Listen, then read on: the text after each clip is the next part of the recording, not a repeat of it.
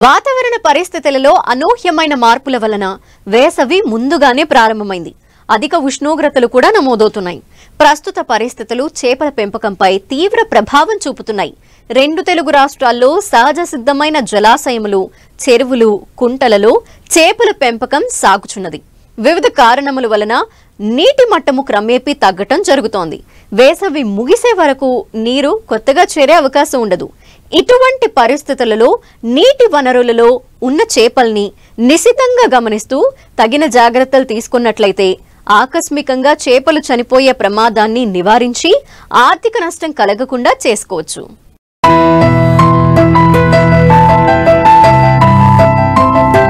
వేసవిలో ఉష్ణోగ్రతల వల్ల రోగకారక సూక్ష్మక్రిముల బారిన పడి చేపలు, రొయ్యలు చనిపోయే ప్రమాదముంది. ముఖ్యంగా చెరువుల్లో ప్రాణవాయువు తక్కువ మోతాదులో కరుగుతుంది. తద్వారా నీటిలో అధిక సాంద్రతలో పెరుగుతున్న చేపలకు ఆక్సిజన్ అందక చనిపోతాయి.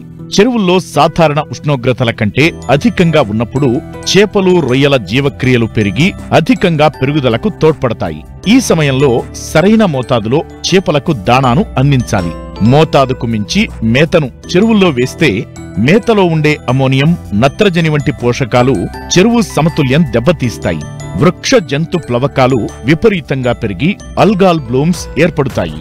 ఇటు అధిక ఉష్ణోగ్రతల ద్వారా నీటిలో ఉండే ప్లవకాలు విపరీతంగా పెరిగి చనిపోయి చెరువు పైభాగంలో ఒక తెట్టువలె ఏర్పడి ఆక్సిజన్ సరఫరాను అడ్డుకుంటాయి. సాధారణంగా చెరువుల్లో వివిధ కారణాల వల్ల చేపలు, రొయ్యలు చనిపోతుంటాయి. కానీ వేసవి కాలంలో మాత్రం చాలా వరకు రైతులు అప్రమత్తంగా ఉండాలి. వారానికి ఒకసారి ట్రయల్ నెట్టింగ్ వేయాలి. రోజు సాధారణ నీటి నాణ్యత ప్రమాణాలు, ఉష్ణోగ్రత, నీటిలోని ఆక్సిజన్ పరిమాణం, రంగు, నీటి టర్బిడిటీ, ప్లవకాల సాంద్రతను గమనించుకోవాలి. ఆహారం, మేత వృధా కాకుండా సరైన మోతాదులో చేపల ద్రవ్యరాశిలో 4% ఇవ్వాలి. చెక్ ట్రేలను ఏర్పాటు చేసుకోవాలి. ముఖ్యంగా చెరువుల్లో ఆక్సిజన్ తగ్గిన సమయంలో మరపడవలు, తెప్పల ద్వారా చెరువంతా కలియదిరగాలి. సాధ్యమైనంత వరకు పెద్ద సైజు చేపలను పాక్షికంగా కానీ పూర్తిగా కానీ చెరువుల నుంచి వేరు చేసి అమ్ముకోవాలి. చెరువుల్లోని నీటి మొక్కలను చంపడానికి రైతులు వివిధ రకాలైన గుల్మనాశకాలను ఉపయోగిస్తుంటారు. వీటిలోని విషపు కారకం ద్వారా ఒత్తిడిలో ఉన్న చేపలు, రొయ్యలు మరణిస్తాయి. అందువల్ల కలుపు మొక్కలను భౌతికంగా నివారించాలి. గడ్డి చేపలను చెరువుల్లో వదులుకోవడం ద్వారా నీటిలో పెరిగే నాచు, గడ్డి మొక్కలను నియంత్రించుకోవచ్చు.